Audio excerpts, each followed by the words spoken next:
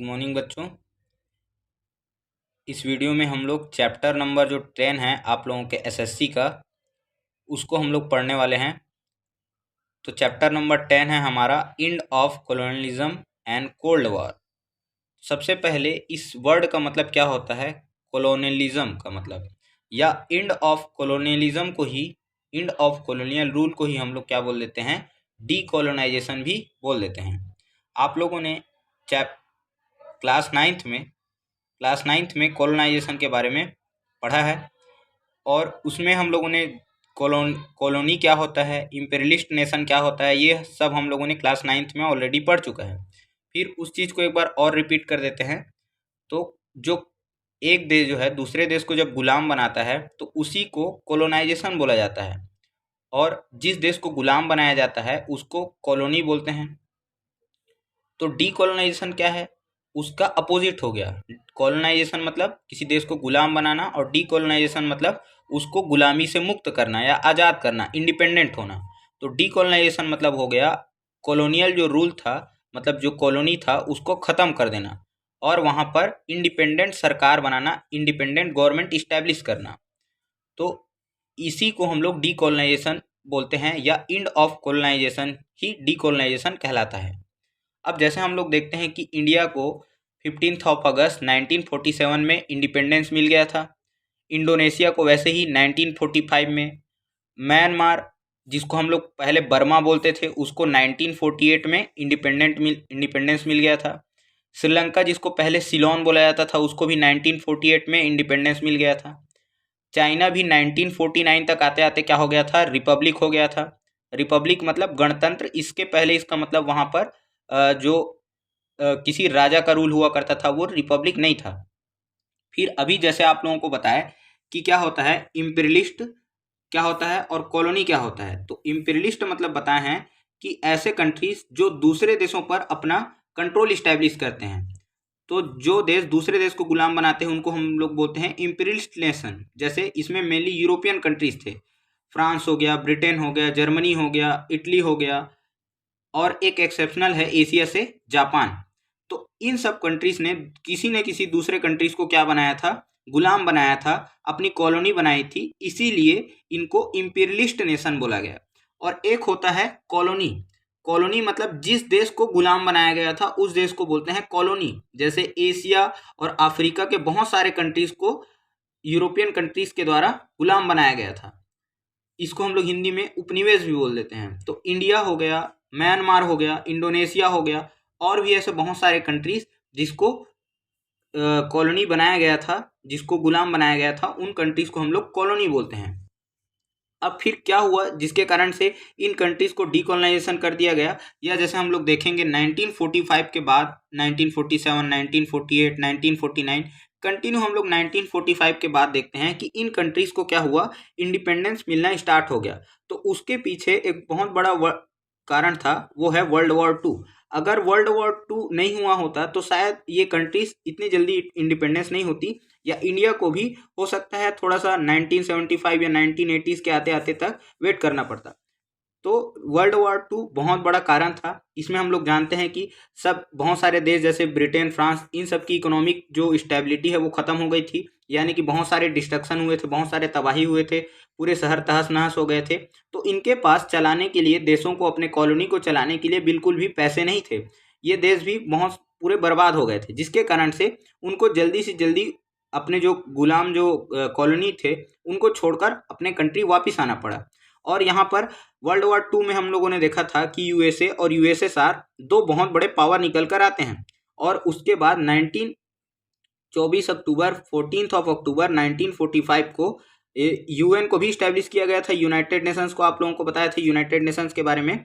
तो United Nations ने क्या किया, इन सब कंट्रीज के ऊपर प्रेशर बनाया कि आप सब कंट्रीज को क्या करो, डेमोक्रेसी वहाँ पर इस्टेब्लिश करो, और उन सब कंट्री को डीकोलोनाइज करके वापस अपने कंट्री वापस आ जाओ। तो इसी के कारण से फिर उन लोगों को क्या किया गया, बहुत सारे कंट्रीज को इंडिपेंडेंस मिला और डीकोलोनाइजेशन किया गया। फिर हम लोग देखते हैं कि वर्ल्ड वॉर टू के बाद में दो सुपर पावर निकल के आए, जिसको हम लोग यूएसए और यूएसएसआर के रूप में जानते हैं। तो यूएसए और यूएसएसआर दो एक ही टीम में तो थे, ये अलाइड पावर्स में थे, लेकिन ये दोनों एक ही टीम में रहने के बावजूद भी एक दूसरे के साथ इनकी नहीं बनती थी। इसका मतलब ऐसे समझ के चलो कि क्लास में जैसे मान के चलो दो ग्रुप बन जाता है ना, ये मान के चलो एक पावरफुल एक कोई स्टूडेंट हो गया और एक दूसरा पावरफुल स्टूडेंट हो गया, या फिर जैसे भी है इन दोनों का बनता नहीं है तो कुछ लोग इसके साइड में आ जाते हैं और कुछ लोग इसके साइड में आ जाते हैं। ऐसे ही बात क्या हो गई, दो टीम बन गया इनका, यूएसएसआर और यूएसए के बीच में। तो यूएसए किसको सपोर्ट करता था, ये कैपिटलिस्ट आइडियोलॉजी को यानी कि विचारधारा को सपोर्ट करता था। जो पैसे वाले लोग हैं उनको ज़्यादा सपोर्ट करता था। यूएसए का मानना है कि जितने भी पैसे वाले लोग हैं वो क्या करेंगे, अपना बिजनेस करेंगे, अपने पैसे लगाएंगे और देश को आगे बढ़ाने में यानी कि देश के डेवलपमेंट में हेल्प करेंगे। तो ये यूएसए जो है वो पैसे वाले लोगों को ज़्यादा सपोर्ट करता था, कैपिटलिस्ट आइडियोलॉजी को सपोर्ट करता था।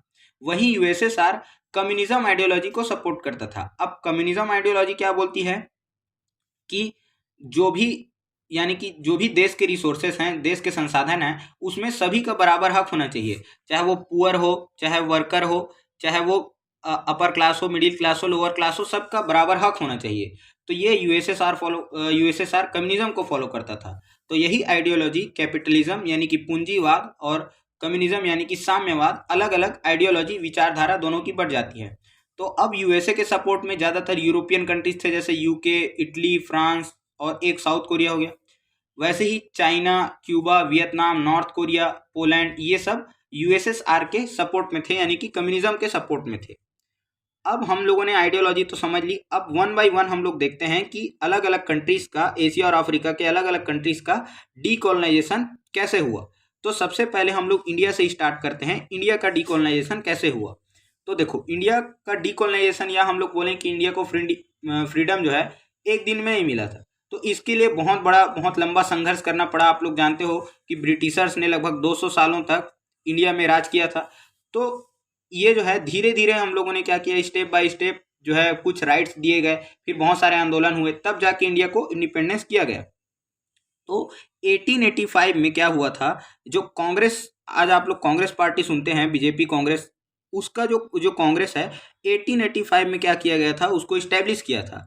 अब इसको कांग्रेस, ये सब ज़्यादा डेप्थ में आप लोगों को अभी नहीं बता सकते हैं, ये सब रिवीजन पर्पस के लिए वीडियो बनाया जा रहा है, तो ये उतना डेप्थ में पूछा भी नहीं जाता है। तो कांग्रेस जो है इंडियंस के मांग को ब्रिटिशर्स के सामने रखने के लिए बनाया गया था। फिर बहुत सारे मूवमेंट होते हैं जिसमें गांधी जी का बहुत बड़ा रोल था। 1955 में 1915 में क्या होता है, गांधी जी अफ्रीका से वापस लौट कर इंडिया आते हैं। फिर उसके बाद आने के बाद में वो इंडिया में बहुत सारे मूवमेंट करते हैं, आंदोलन करते हैं लोगों को साथ में जुटाकर।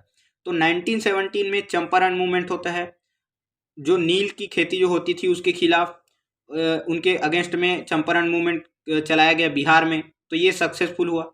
फिर 1920 में नॉन कोऑपरेशन मूवमेंट यानी कि असहयोग आंदोलन चलाया गया। नॉन कोऑपरेशन मतलब ब्रिटिशर्स का किसी भी चीज़ में सहायता नहीं करना है, साथ नहीं देना है ना, यानी कि जैसे वो रूल कर रहे हैं तो उसमें हम लोगों को क्या करना है, उनका साथ नहीं देना है। वैसे ही 1930 में क्या हो गया, सिविल डिसओबीडियंट मूवमेंट चलाया, यानी कि सिविल डिसओबीडियंट मूवमेंट मतलब कि क्या हो गया, सविनय अवज्ञा, है ना, सविनय अवज्ञा यानी कि डिसओबे करना मतलब उनकी बात को नहीं मानना। जैसे ब्रिटिशर्स कुछ बात बोलते थे या कुछ रूल फॉलो करने बोलते थे तो उनकी बात को नहीं मानना, तो ये क्या हो गया, सिविल डिसओबीडियंट मूवमेंट। इसी में गांधी जी ने नमक जो सॉल्ट लॉ था उसको ब्रेक किया। साबरमती से आप लोग सुने होंगे, वहाँ पर जाकर, दांडी तक जाकर उन्होंने सॉल्ट लॉ को ब्रेक किया था। उस समय नमक बनाने का अधिकार नहीं था, केवल ब्रिटिशर्स के पास में था। तो 1930 में ही दांडी मार्च उन्होंने स्टार्ट किया था। फिर 1942 में क्विट इंडिया मूवमेंट होता है, ये बहुत बड़ा आंदोलन था। और इसी समय आप लोग याद होगा 1939 से 1945 तक क्या चल रहा था, वर्ल्ड वार।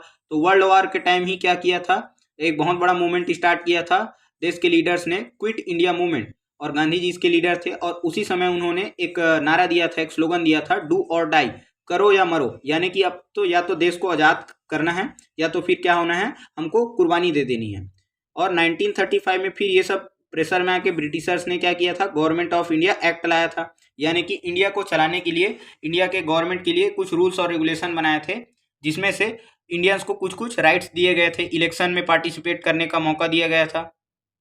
तो ये सब बहुत सारे धीरे धीरे राइट्स हमको मिलते गए। फिर बहुत सारे हमारे क्रांतिकारी जो थे उन्होंने क्या किया, अपने अपनी कुर्बानी दी, है ना, सेक्रीफाइसेस किया। सरदार भगत सिंह, चंद्रशेखर आज़ाद, है ना, और भी ऐसे बहुत सारे फ्रीडम फाइटर्स थे जिन्होंने अपनी जान की कुर्बानी दी, तब जाके हमको 15 अगस्त 1947 को इंडिपेंडेंस मिलता है। अब जब हमको इंडिपेंडेंस मिला तो उस समय क्या था, ये पूरा इंडिया था।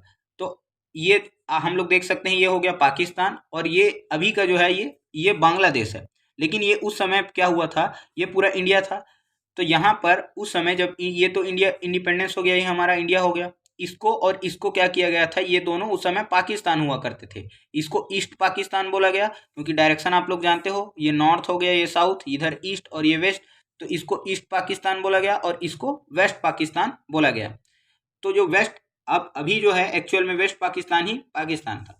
फिर क्या हुआ, 1971 में पाकिस्तान से अलग होकर, यानी कि जो ईस्ट पाकिस्तान था वो क्या बन गया, एक नया कंट्री बन गया, बांग्लादेश बन गया। फिर उसके बाद, अच्छा, बांग्लादेश के जो प्राइम मिनिस्टर अभी कौन है, अरे हाँ, वही बताया था ना, शेख हसीना जुल्फों वाली, ठीक, शेख हसीना जुल्फों वाली, मतलब शेख हसीना जो है वो बांग्लादेश की प्राइम मिनिस्टर है।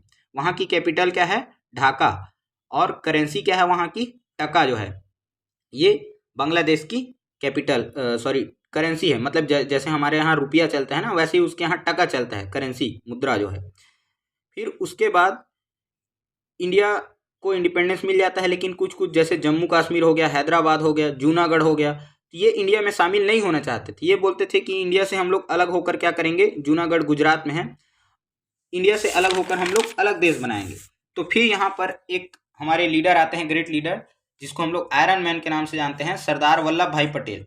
इन्हीं को आयरन मैन ऑफ इंडिया यानी कि लौह पुरुष बोला जाता है। तो इन्होंने क्या किया था, इंडिया को एक किया था, इसीलिए इनको एकता के रूप में हम लोग याद करते हैं। और इनके जो बर्थडे है, जो जयंती है, 31 अक्टूबर, इसको हम लोग यूनिटी डे यानी कि एकता दिवस के रूप में सेलिब्रेट करते हैं। और वैसे ही आयरन वुमेन ऑफ इंडिया किनको बोला जाता है, इंदिरा गांधी जी को आयरन वुमेन ऑफ इंडिया बोला जाता है। तो ये भी आप लोग एडिशनली ध्यान रखेंगे। अब इंडिया के बाद हम लोग देखते हैं इंडोनेशिया का डीकोलोनाइजेशन कैसे हुआ। तो सबसे पहली बात, इंडोनेशिया क्या है, ये आर्चीपिलागो है। आर्चीपिलागो मतलब क्या होता है, ग्रुप ऑफ आइलैंड, यानी कि आप लोग आइलैंड जानते हो, ऐसे लैंडमास जो चारों तरफ से क्या होता है, पानी से घिरे रहते हैं, इसको हम लोग आइलैंड बोलते हैं। तो ये बहुत सारे ऐसे आइलैंड के ग्रुप हैं जो इंडियन ओशियन में फैला हुआ है, इसको हम लोग क्या बोलते हैं, इंडोनेशिया बोलते हैं। इसकी कैपिटल क्या है, जकार्ता, और इसकी करेंसी क्या है, रुपया। और यहाँ पर मोर देन 90% जो पॉपुलेशन है वो मुस्लिम है, इस्लामिक है, लेकिन बावजूद वहाँ उसके इंडियन कल्चर वहाँ देखने के लिए मिलता है। वहाँ के लोगों का नाम भी हिंदू परंपरा के अनुसार राम, लक्ष्मण, सीता, इस टाइप से नाम हमको वहाँ पर देखने के लिए मिलते हैं।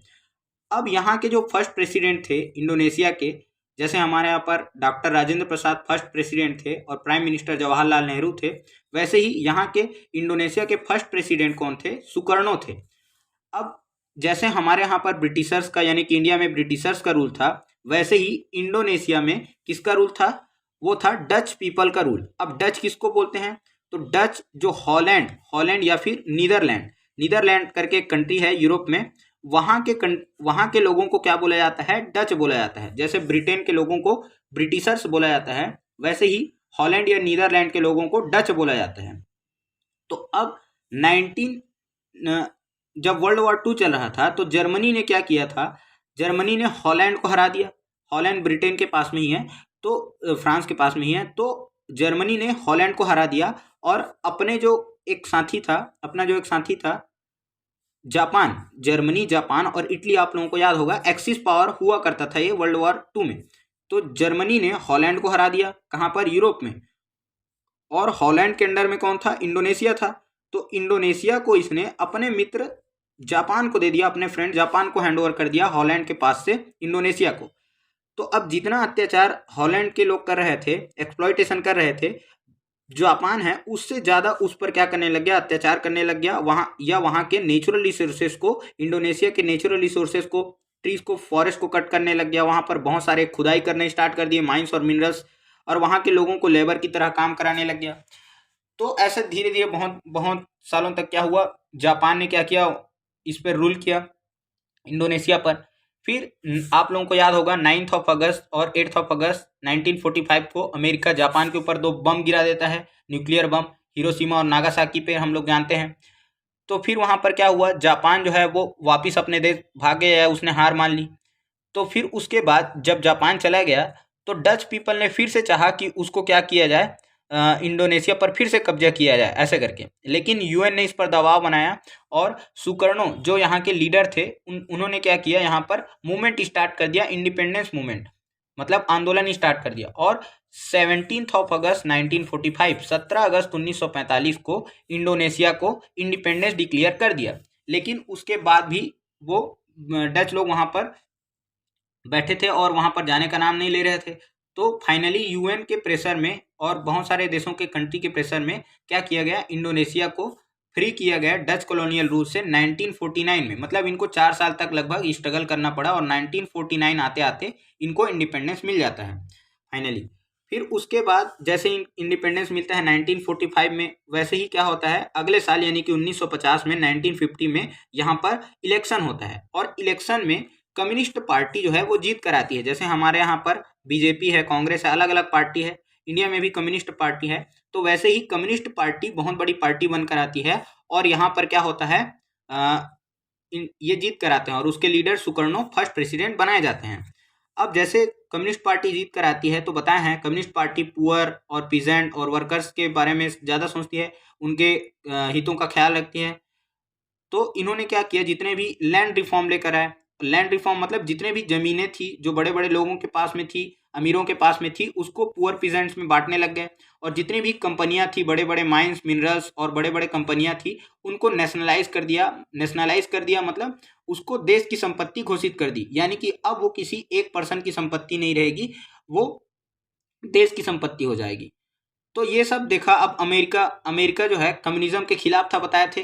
अमेरिका जो है ये कैपिटलिज्म को फॉलो करता था और यूएसएसआर कम्युनिज्म को फॉलो करता था। तो अमेरिका नहीं चाहता था कि कम्युनिज्म बाकी देशों में फैले। तो इसने क्या किया, वहाँ के कुछ इस्लामिक ग्रुप को हथियार प्रोवाइड करना स्टार्ट कर दिया, बहुत सारे वेपन्स वगैरह, और वहाँ पर गृह युद्ध जैसा माहौल क्रिएट कर दिया। गृह युद्ध मतलब आपस में ही इंडोनेशिया के लोग लड़ने लग गए। कुछ आर्मी हो गए या गवर्नमेंट के हो गए और कुछ जो विद्रोही थे, इस्लामिक जो ग्रुप से, उनको आपस में लड़ा दिया किसने, अमेरिका ने। तो यहाँ पर बहुत सारे लोग, 5 लाख से ज़्यादा लोग क्या हो गए, मारे गए इंडोनेशिया में। और उस समय जो सुकर्णो थे उनको अपने पोस्ट से रिजाइन देना पड़ा। तो अब सुकर्णो हट गए प्रेसिडेंट के पोस्ट से।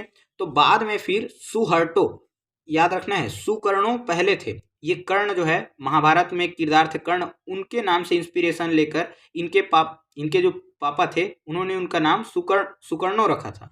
और फिर बाद में सुहर्टो को बाद में इंडोनेशिया का नया प्रेसिडेंट बनाया जाता है।